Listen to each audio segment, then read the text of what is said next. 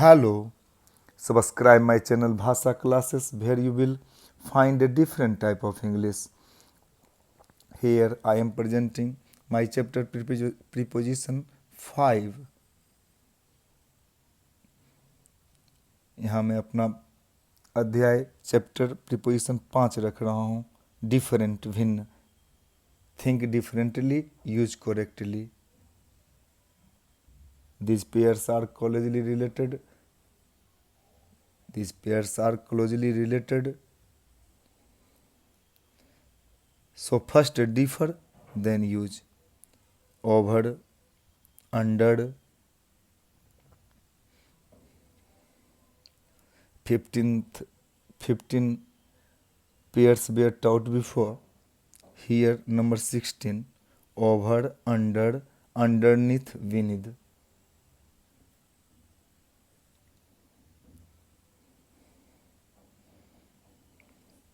ध्यान दिया जाएगा. Over, under, underneath, beneath. Here I am taking firstly over.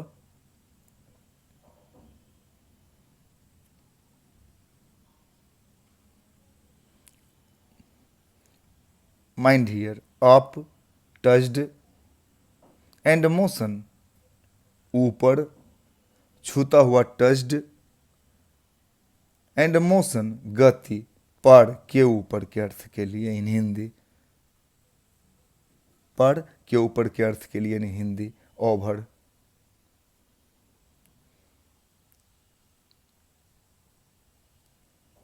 Example first. इसे मैंने एग्जाम्पल से स्पष्ट किया है. I am clearing here by taking 2 examples. Every preposition 3 pairs, 3 different pairs will be done also in preposition 5, while in 4 chapters of preposition you have studied 15 pairs, 15 जोड़े. ध्यान देंगे.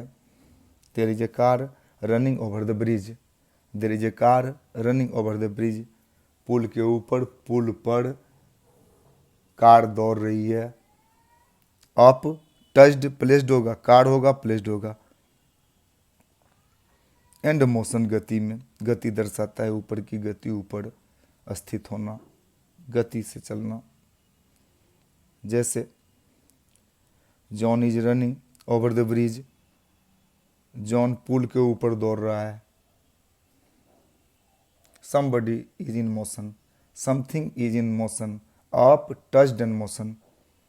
What I am talking. ध्यान दिया जाएगा. Up, touched and motion. Everything will be done here in English. For correct use of English, subscribe my channel Bhasha Classes. For a long, correct queue of English, लंबा कतार पाएंगे. ध्यान देंगे. Under को मैंने उठाया कंडीशन फर्स्ट में. I have to say here 2 conditions of using under preposition, while here I am taking first. Down, not touched, covered, stable. Down, not touched, covered and stable. नीचे, बिना छुए, घिरा हुआ और अस्थिर. Please, everything is mindful. Watch this video repeatedly. Under की बात कर रहा, नीचे के अर्थ के लिए. For example, there is a car under the bridge. There is a car under the bridge. There over the bridge, running a car. Here a car is in stopped condition. रुकी अवस्था में. अस्टॉप्ड, पुल के नीचे कार है, अर्थात अस्टॉप्ड है, रुका है. Nowhere is to go, कहीं जाना नहीं है. What I am talking for, जैसे Paul is sitting under the tree, covered, untouched, ऊपर नहीं छूता है ट्री को, पॉल नीचे छूता है, ऊपर नहीं। कहाँ बैठा है? तो पेड़ के नीचे बैठा है।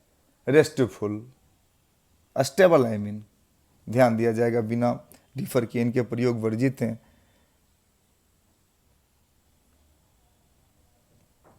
अब sorry, here I have to take C, number C, ध्यान दिया जाएगा। कंडीशन फर्स्ट के लिए यहाँ मैंने अंडर के प्रयोग को बताया था, अब अंडर के प्रयोग को कंडीशन 2 में उपस्थित कर रहा।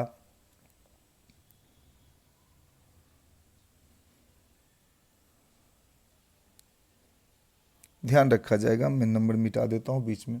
इन the middle nothing looks good except good fingering in English, बीच में कुछ भी अच्छा नहीं लगता अच्छे फिंगरिंग के सिवाय। Under condition 2, use before, I am writing here condition, denoting here condition, pointing out here condition of using under. Please.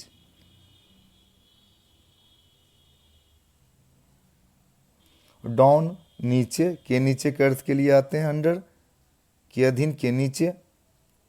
Down untouched, बिना छुए होगा नीचे की वस्तु, ऊपर को नहीं छुएगा, पुल को।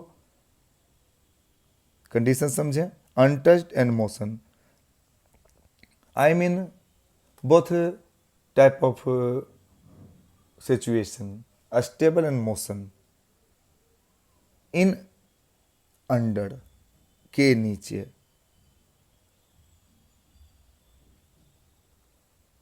There I have taken, there is a car under the bridge, पुल के नीचे कार है, means a stopped car there.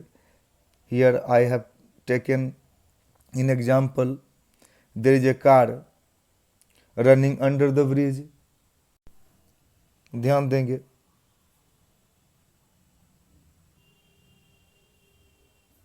पुल के नीचे गाड़ी दौड़ रही है, वहाँ स्टॉप्ड लिया था मैंने, यहाँ रनिंग देना रनिंग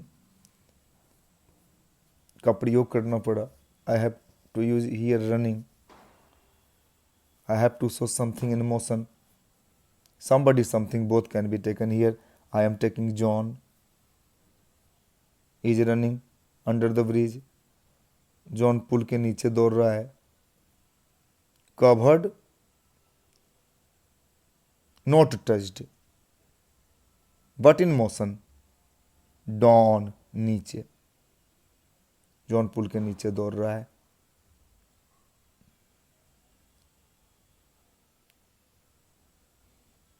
ध्यान देंगे, अब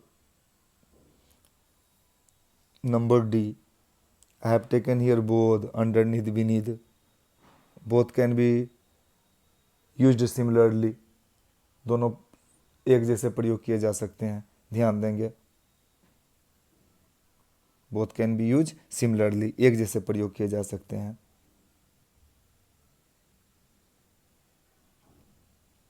ध्यान देंगे नीचे के अर्थ के लिए, अंडरनीथ, बीनीथ, यूज बिफोर, सब डिफर करेंगे। Over, under first, stable, under second, motion, both condition. ध्यान देंगे, underneath, beneath, both can be taken similarly, एक जैसे लिए जा सकते हैं। टच्ड, कवर्ड होगा, डाउन, कवर्ड एंड टच्ड। ध्यान देंगे, नीचे होगा, ढका होगा, छुए होगा। The letter has placed, the letter has placed beneath, underneath. I have told both can be taken, underneath, beneath the pillow. underneath, beneath the pillow, covered by pillow, touched on bed, ध्यान देंगे, between bed and pillow, I'm talking about bed sheet and pillow both.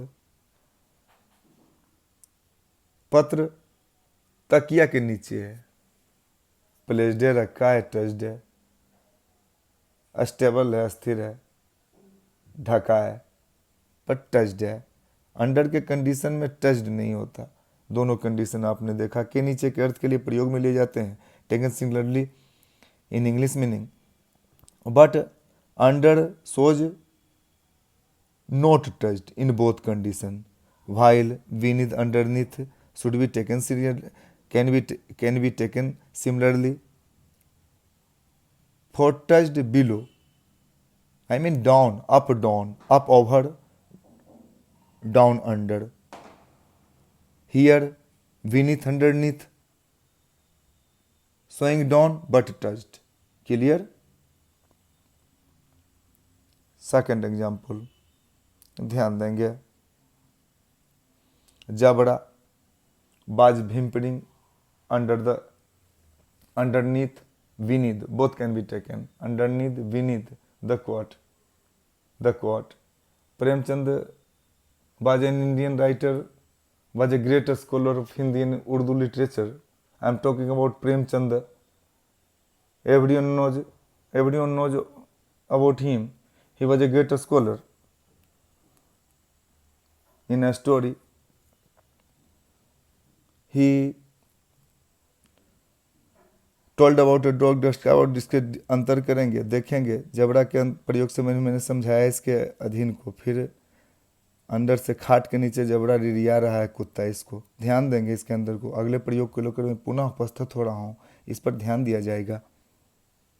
फिर दूसरे प्रयोगों के साथ में पुनः उपस्थित हूँ। आज 2 पेयर और शेष हैं। अब पेयर नंबर 17 का नंबर है। उन प्रयोगों में मैं जबड़ा की चर्चा कर रहा था। प्रेमचंद ग्रेट स्कॉलर हिंदी के, इंडियन राइटर के बारे में। वो बतलाते हैं कि हल्कू का कुत्ता जबड़ा अंडरनीथ द क्वाट, अर्थात खाट के नीचे रिरिया में मिया रहा था। अर्थात there the cot was a poor person, the cot was for a poor person. वह खाट एक गरीब व्यक्ति के लिए था, हल्कू के लिए, इंडियन के लिए। The dog was whimpering underneath the quilt means कुत्ता उसके नीचे रिरिया रहा था। The dog was feeling cold there, वह ठंड महसूस कर रहा था। January night is the name of a story that has been written by Premchand. He described in his story about the system of landlord and British ruling system, about British ruling system. Here I am presenting 17th number. On to, upon, firstly upon, पहले upon, पर के ऊपर के अर्थ के लिए upon, first movement, then rested but slightly up, ध्यान देंगे। First movement then rested slightly up, पहले गति फिर प्लेस्ड कहीं आना और कुछ ऊपर, ज़्यादा ऊपर नहीं। I am clearing here by taking 2 examples.